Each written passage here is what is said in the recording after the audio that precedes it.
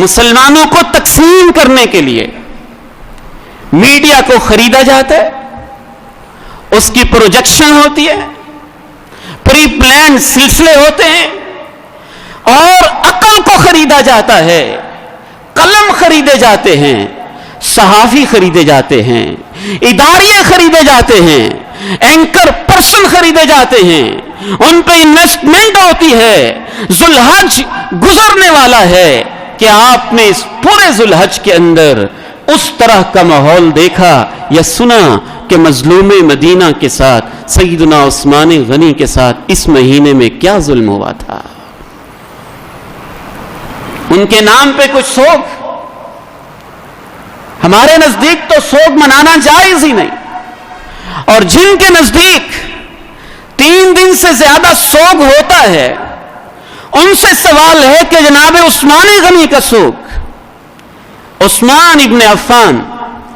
رضی اللہ تعالی عنہ، سب سے پہلی بات یہ ذہن میں رکھیے گا، جو منافق صفت لوگ ہیں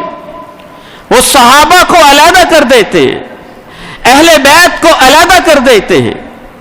قریش کو، ہاشمیوں کو علیحدہ کر دیتے ہیں، بنو امیہ کو علیحدہ کر دیتے ہیں، اور امت کو بھی تقسیم کر دیتے ہیں، اور یہ باور کرواتے ہیں کہ بنو امیہ شاید کوئی ایسا ظالم خاندان تھا کہ اس خاندان میں ظلم ہی ظلم تھا، اور یہ آپس میں کوئی دشمن خاندان تھے۔ آج اس تاریخی حقیقت کو نوٹ کیجئے گا، بنو امیہ کا خاندان اور اللہ کے پیارے نبی کا خاندان اصل میں ایک ہی خاندان ہے، ایک ہی خاندان ہے۔ محمد ابن عبداللہ ابن عبد المطلب ابن ہاشم ابن عبد مناف، اللہ کے پیارے نبی علیہ السلام کے والد محترم کا نام عبداللہ، دادا کا نام عبد المطلب، پھر آگے ہاشم، پھر عبد مناف، حضرت عثمان غنی، ان کا امیہ کا خاندان ہے، بنو امیہ کہلاتے ہیں، لیکن 5ویں پشت پہ جا کے حضرت عثمان اور اللہ کے پیارے نبی کا خاندان اور خون ایک ہو جاتا ہے، اصل میں ایک ہی خاندان ہے۔ حضرت عثمان رضی اللہ تعالی عنہ کی والدہ محترمہ کا نام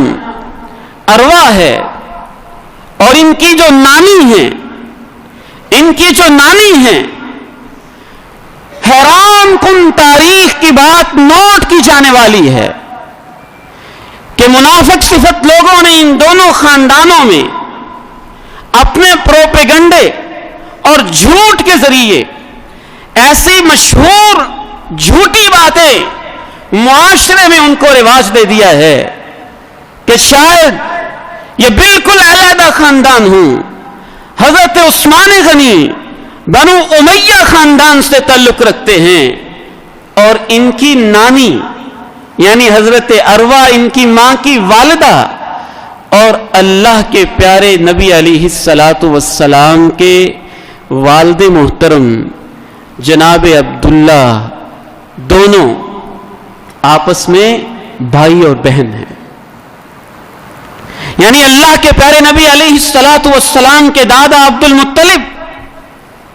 ان کے ہاں جو ان کا بیٹا عبداللہ ہے،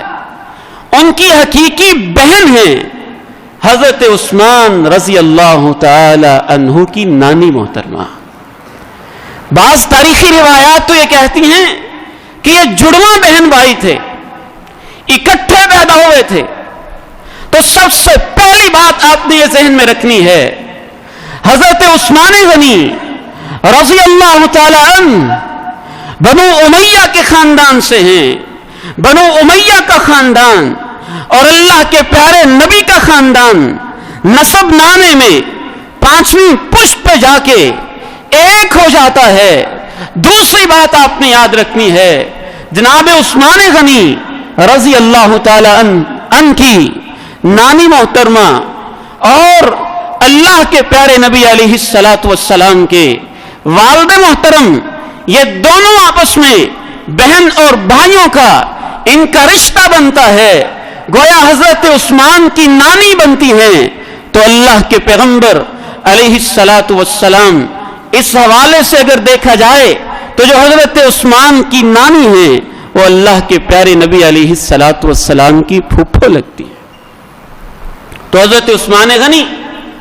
اللہ کے پیارے نبی علیہ السلام کی پھوپھو کی بیٹی کے بیٹے ہیں، اس لحاظ سے بھی ان کا اللہ کے پیارے نبی علیہ الصلاۃ والسلام سے ایک رشتہ بنتا ہے۔